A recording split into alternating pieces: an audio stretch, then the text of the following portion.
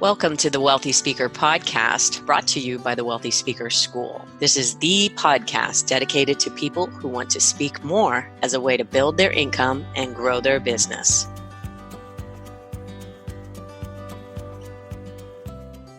Well, welcome everyone to the Wealthy Speaker Podcast. I'm your host, Jane Atkinson, and we have a special guest on the show today, someone who's been highly valuable to me in my business. Welcome, Teresa Easler. Did I say your last name right? Teresa Easler? Yes. Okay. Yes. Well, I'm so Thank glad. you. I've known you for years and I've seen your name in print for years, but I just want to make sure I got it right. Now, you have led my class at Strategic Coach for probably 4 years now, maybe. I've been there for 7, and we got to switch into your class, which was absolutely beautiful. I have learned so much from you and from Dan Sullivan. Tell everybody, I talk about Strategic Coach all the time here on the show, but tell everybody from your perspective what Strategic Coach is all about. It's Strategic Coach is a program that focuses on working with entrepreneurs and being able to build their business while at the same time really tapping into the things that are most important to them in their lives, their purpose, their great unique ability, as Strategic Coach says. And so being able to spend their time doing the things that they want to do, grow business, and spend time with the people they want to spend time with. Yeah, and that's a huge part of that very first year, is really figuring out your time. And sometimes when I meet people whose business is running them, I really want to share those details with them, because that I thought I went into Coach with a fairly good balanced lifestyle, but boy, I learned I could do a lot better. And really, I love Dan's phrase, I want what I want because I want it. That is like a beautiful, that was like permission to want whatever. And so today we're going to talk about business in general. We're going to talk about being an entrepreneur, because I think sometimes you're a speaker and you may not see yourself as a business owner or an entrepreneur. But before we dive into that, talk to everybody about what you do in your current business day to day. And you do speaking as part of it too, right? Exactly. Well, separate from the kind of side thing that I do as Strategic Coach, I'm an entrepreneur myself, and I've been an entrepreneur since 1986. So a long time. So I've been my own boss for a long time, and kind of fell into it, I would say, in some ways, like a lot of people do. It's like I didn't want to go back to the corporate world, and said, so maybe I should start my own thing. And started with a business partner and working in the area of communication, particularly marketing communications. And happened to serendipitously launch into and land on the beginning of the tech boom at the end of the 80s, and worked with a lot of technology companies about how to go to market. And for most of them, how to their IPOs, their initial public offerings, where they went public.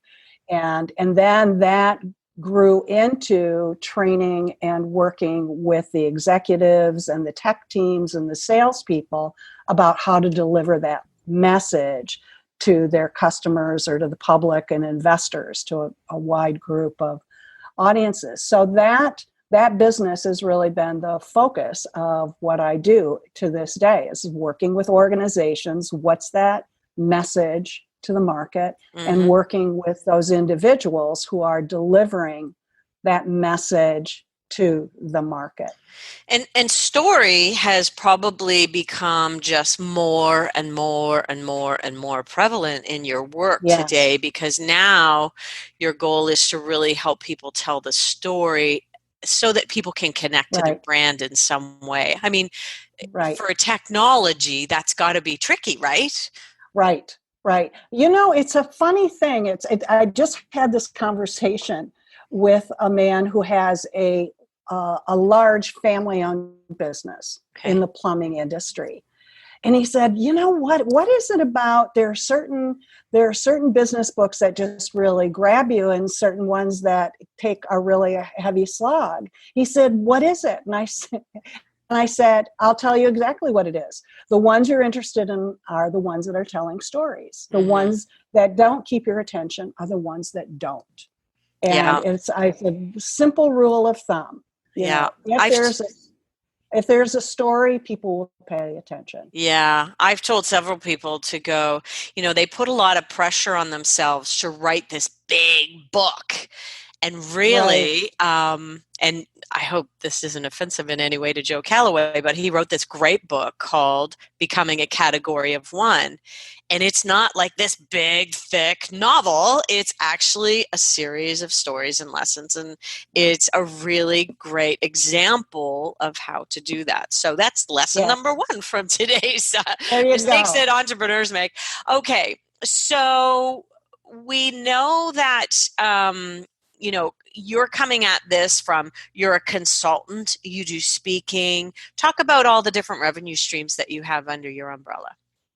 So, so there's the consulting, there's workshops that we do, there's speaking engagements. When you threw me a little bit there, because one of the biggest things is not all revenue streams are my revenue streams. So Oh, that's an important thing, is like, and moving and continually moving in the direction that revenue generation isn't dependent upon me. So okay, we keep yes. in our, okay, go ahead. Beautiful. No, I love that you said that. So, what we're talking about is your umbrella as a whole. Some Right, revenue, some revenue streams would be derived from you trading your time for money, right, consulting or speaking or workshops. But you have other revenue streams that operate while you sleep. Talk about right. those. So there are things, I mean, all of us, if anybody, first of all, anybody that is working with you, there's something they know that's important for other people to know about, that's going to have an impact on others. But mostly it's all housed within their brain. It's all in their head. And unless they get it out, and speaking is a fabulous way. So it now, instead of one-on-one, it gets it out to one to many.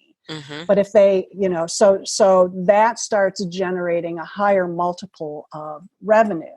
But unless you take whatever that is, that's in between your ears, that's in your head, and that you package it in a way that allows others to be able to access or to develop that, you are now always going to be dependent. You don't have a business, you have a Right. practice, or you have you've created a well-paid A well-paid job. job, Yeah, basically. so I just want to really emphasize, I don't know if people recognize how important what you're saying is. Typical speaking business is not one that people can sell because they don't Right, have systems and processes and funnels that lead to revenue. And it's often almost specifically straight up trading your time for money, whether it be one to many or one to one. It still involves the inventory on your calendar, and you only have so much inventory. And so right. I actually heard Dan Sullivan say this years ago on a podcast when I didn't know him at all, where he said, all you really have yourself is a well-paid job. Right. And that's Right. kind of a gulp, I think, for some people to go, oh, okay. So talk about what kind of revenue streams that you have in your business where you're not actually involved. Well, a perfect example of this right now is that I wrote my first book back in 2003 called The Power to Connect, and it's really time for it to be updated. The world has changed dramatically Mm-hmm. in those last 15 years. So we're going to be launching our new book, new version, Power to Connect, in the new year. And I have had no involvement in it. Beautiful. So it's a revenue stream, and it generates workshops, it generates a lot of other things, and it has not, and mind you, I have an amazing team of people around me. I don't do things alone. I have an amazing group of people around me who work with me, and they are, in fact, doing all of this because they've worked with me. They know my voice. They know what I think. They know, and I'll be involved later in the process to come in and add any editorial comment or direction. But it's in their hands working in that direction. Same thing just happened as it launched. It's actually just launching in a couple of weeks, a new book and a journal that's coming out. Same sort of thing. It's just like getting the stuff that's in my head, my thinking, the contribution that I truly make to it, not all of the nuts and bolts of, is this the right design or not the right design? Shall we do? All of that stuff is mind-numbingly boring to me. and so I can promise that wouldn't be a revenue stream if I was in charge of having to make sure that happened. So books, as I said, workshops that other people can deliver that are not just me. Okay. Having different online streams of packaging the thinking and the wisdom that each of us, as I said, your speakers, they have something that is of value when it's packaged, and then it can be set up that without them there, that it's, I'm not, automatic is not exactly the right word, but having it be automatic, that it doesn't require their intervention or their time, that it's handled in another way. Beauty. What about you? Are you doing an online course? We're finishing up the design of it. So yes. Beautiful. Tell what will the online course be called? Do you have your name yet? Yes, it's being a kick-ass presenter. How to be a kick-ass presenter. Oh, great. Well, you'll have to make sure you send me over a link to that. We'll put it in the show notes, and hopefully it will be ready. So what I hear you saying, and I'm kind of shifting what we originally talked about this podcast was going to be about. This is how we roll. Funny how that goes. This is how we roll. You working within your unique ability, and you have team around you, and people hear me talk about team now a lot, and everything I'm talking about is coming almost straight from Teresa here. Talk about what areas that you would be working on within your business every day, and what areas you would farm out the rest. The things that I work on are really idea generation.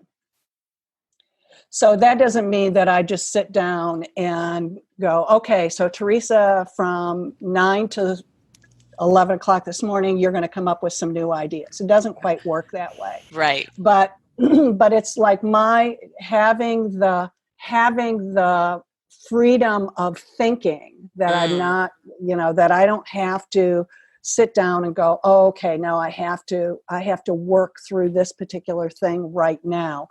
Having the freedom of thinking and creativity, that insights come from wherever they come from. So it's allowing myself, it's some people would say it's like wasting time or daydreaming or something, except for me, it's connecting dots from a lot of different conversations, a lot of different inputs. And it's like, oh, what does that mean? What does that mean? How does that apply? So I would say that that's one of the really important things, is having the creative space to come up with new things. Now, do you get outside of your office to do that thinking and creative time? Do you have to get somewhere else? Sometimes, but not always. Mm-hmm. I mean, it's not 100%, but I get out and, I come and go all the time, mm-hmm. The other thing is that I talk to people all the time. That's mm-hmm. probably the number one thing. I talk to people all the time, And in those conversations, it also sparks other kinds of thinking. What kind of issues are people trying to solve? Where are they struggling with it? Where are some of the things that I found in my own life that I've overcome some of those struggles? Where are the places that I'm working through? All of those. So I'm constantly in the conversations, not necessarily with I'm going to get this result. This is going to produce this. I'm going to have this conversation to get this result. It's more open and fluid of let's see where this takes us. And so kind of from a place of service rather than yeah, a place of selling, perhaps. Could we say it that yeah, way? yeah. And as you and I had spoken before, that is truly, I would say that that's probably the biggest and most important lesson that I have learned as a business person, as a human being, Mm-hmm. is like when, and we could say it being as from a place of service rather than selling. People can tell when you're selling a mile away. They can smell Mm-hmm. it, right? And so they immediately, as soon as somebody is in selling mode, the recipient is immediately resistant, Right. because what that is that the person, quote, selling is imposing their own agenda on the other person. That's just the nature of it. Right. So when you can shift it, and this is one of the things that when my team and I, when we're coaching companies or we're working with individuals, is the first thing you have to do is you have to give up your own agenda. Hmm. Even though you have, now this is going to sound completely counterintuitive. It's going to sound like this is exactly the wrong thing to do. Mm-hmm. But in order for you to get the results that you want, I think it is very important for you to know what your intention is, where you want to get to. Right. In order to get there, though, you have to let it go. You have to release your agenda. You have to not have it be front and foremost. Mm. And you have to know who you're speaking to or you're communicating with well enough that you can discern what's important to them, what's their agenda, and then how do you support them in their agenda. And when you are focused entirely on them and what their agenda, and I think what you're speaking about of being of service, Mm-hmm. but what is it that they want to accomplish? What's important to them? When you are entirely focused on that, you get what you want.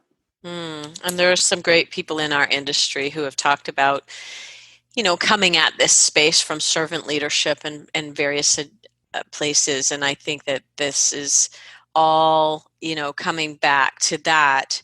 Now, there are some other things that we think maybe, first of all, I want to make sure that everybody is shifting themselves from speaker mode into entrepreneur and business owner mode. Correct. Because if you went out every day and just thought of yourself as a speaker, don't you think that would be somewhat limiting to you in how you thought about your business? Well, it would be really limiting because then you only have one revenue stream too. Right, right, right.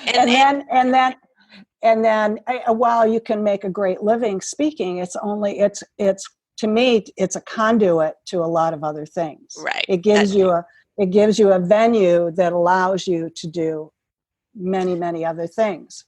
Right. We think about it like the rainmaker. Speaking Right. leads to maybe consulting and workshops and executive coaching and online courses and all of these other things. And All of those that's, other things. yeah, when you do a great job on the platform, it's all rolling down. But when people first start speaking, they're like, ooh, Yeah. I want to do that.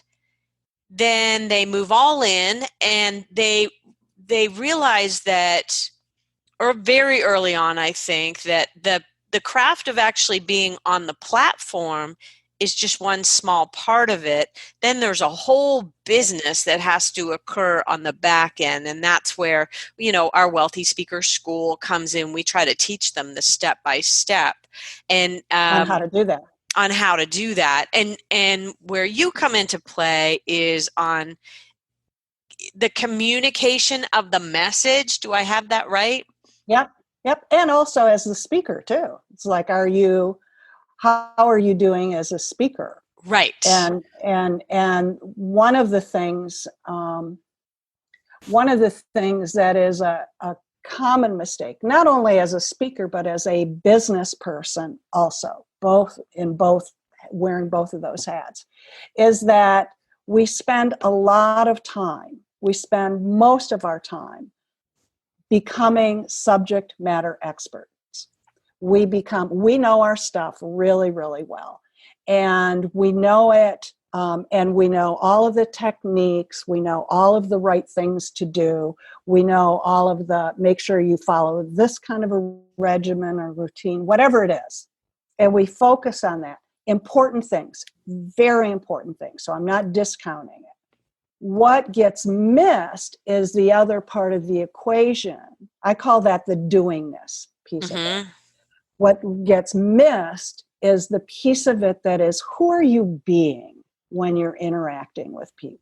Skill stuff is really easy. Technique stuff is really easy, comparatively. Knowing the follow this template and do it like this is the easy part. And if who you're being is not, if you're trying to be somebody other than yourself, you can have the best technique in the whole world. It will not matter. People will smell it. They'll go, this is somebody who is not authentic. Right. They are not a real person. There is like somebody showed up in this skin bag and said all this stuff, but nobody's home. Right. Nobody's home. So it's who you are being. We can apply that to who you are being on the stage as a performer and delivering a keynote, but also even who are you being in your marketing, in your social media, and really identifying who do you want to be. I think that that's something that maybe people aren't thinking about as much as they could be. Right. They're probably thinking about it from who am I supposed to be? Yeah, more like that. I get this question all the time. Well, what's hot in speaking? What topic is hot? Well, it doesn't matter what topic is hot. What is it that you know? You're saying I'll just go and adapt and do whatever's hot right now, but that's not really how the most authentic version of yourself is going to come out. You have to really think about, what are you passionate about, and what do you know? What can you stand tall in your expertise about? Right. And I think that's one of the things in business. If you're going to just chase on what's hot right now, it's going to be a very dissatisfying experience, and it's not going to be as successful. It just can't be. I love this. I feel like we're coming at this from a really different angle than we normally do on the show, and I hope that people are kind of really tuning in. Now, we have this saying here at Wealthy Speaker Headquarters about picking a lane, and it's about, when we talk about picking a lane, we're really talking about what is your topic? What is the topic that you want to be known for? What is your expertise? And they kind of come together. What is one of the mistakes that people make about that, do you think? Well, they don't choose. They don't choose their lane. That's probably the number one mistake in business and that I've seen with speakers, is that they don't choose. They don't choose. It happens in all businesses, though, is what you're telling me. Everything. So in a technology company, what's an example of somebody not picking a lane? Technology companies, if you know them now, they probably have done a pretty good job of this. Yeah, maybe that's a bad example. Let me give you another example that we did a lot of consulting with, and that was, I probably shouldn't name them, but is one of the household name insurance companies. Okay. And we were hired to go in. They wanted us to do an assessment on their marketing for one of their divisions, and we went in this horrible room that was about a 15 by 20 room, no windows, lined. The perimeter of the room was lined with tables with stacks of all their materials that we were going through, all of their marketing materials and auditing it. And at the end of it, we had a report that we gave them, and we stopped listing their taglines at about 25. Wow. And I said, there's no message here. Right. And because you are trying to be everything to everybody. And it was like they had not chosen a lane. They were perfect for everybody. Whatever your needs are, we're the answer to it. Right. And what happens when you do that, it's the difference between being a laser beam or being an incandescent bulb, right? A laser beam can cut through steel. Right. It's going to take a long time before your light bulb is going to be able to do that. Right? If you got that much time, great. Yeah. When you think about the competition, the gentleman that they have, I think it's State Farm, where they go through, if it's this scenario, we've got you covered. If it's this scenario, we've got you covered. If it's this scenario, they give us the most bizarre scenarios, and they say, we'll cover you. And it's like, okay, I get your message. I'm covered no matter what craziness occurs. No matter what. I'm covered. Well, I think we can translate that into speaking when you can identify the outcome of your work. What problem are you helping to solve? That's it. It's a beautiful thing, right? Yep.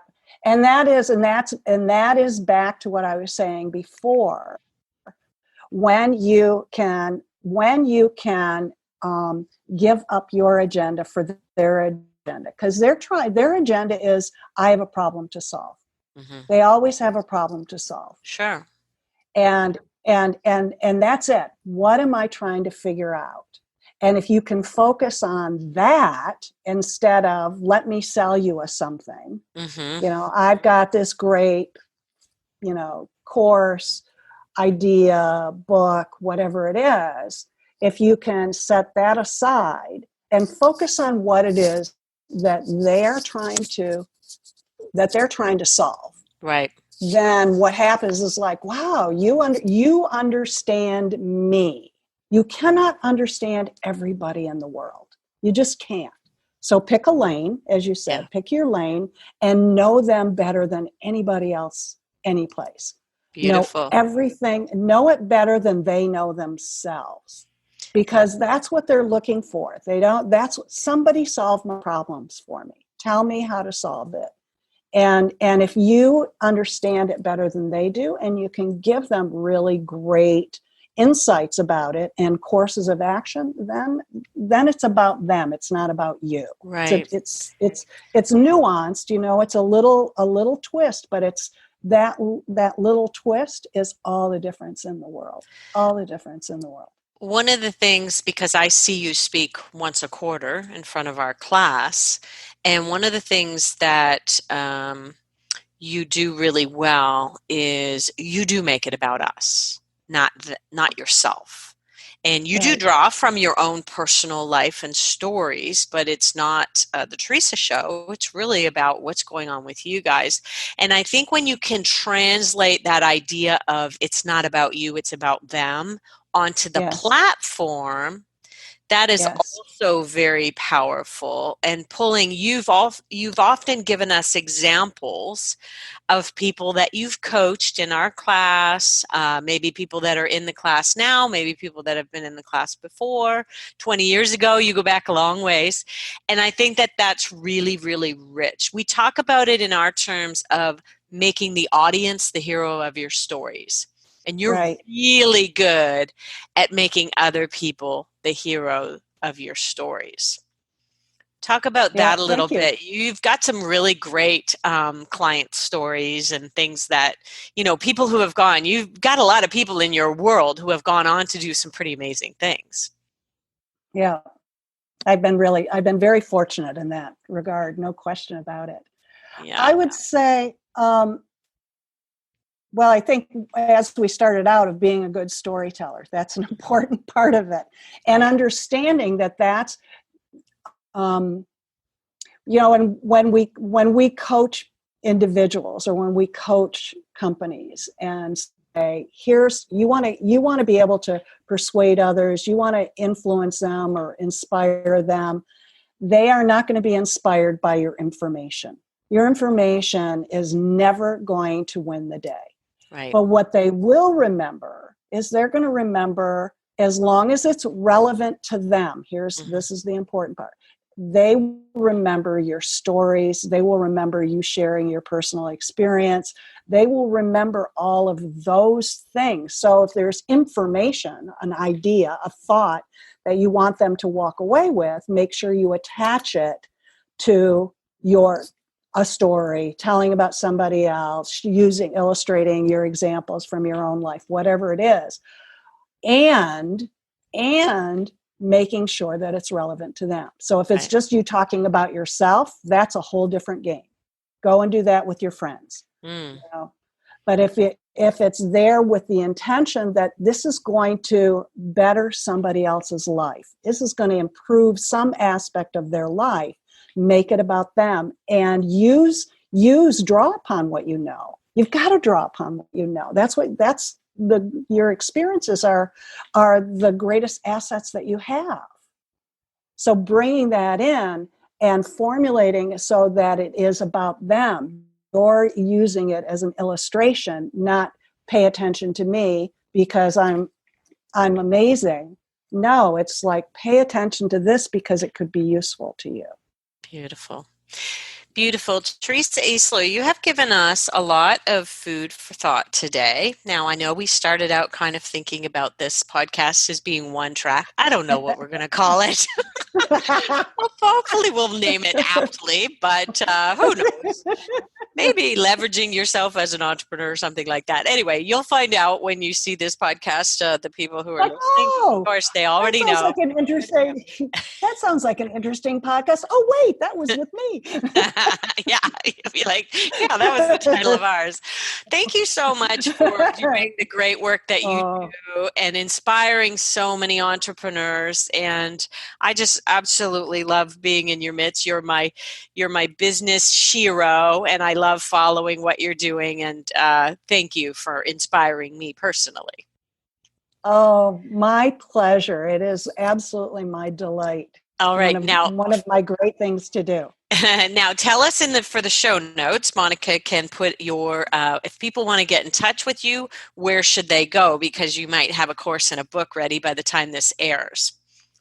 Right. So, following on social media, the company is Connect to the Core. So, we have a YouTube. One of the things that I do every week, I do a Teresa's Tips. So, it's a quick, 2-3 minute video. That's a long one if it's 3 minutes, but just a quick tip on business, on communication, on working with your teams, on whatever strikes me as interesting that day. I'm getting Beautiful. ready to do one of the meditations that I use on a regular basis that I'm going to share with people. But Beautiful. and my team keeps coming up with more things. They're doing one. I'm known a bit as a geek for people who know me well, and so now they're doing a geeking out with Teresa piece. So all of my geekiness coming through is like, these are like my Beautiful.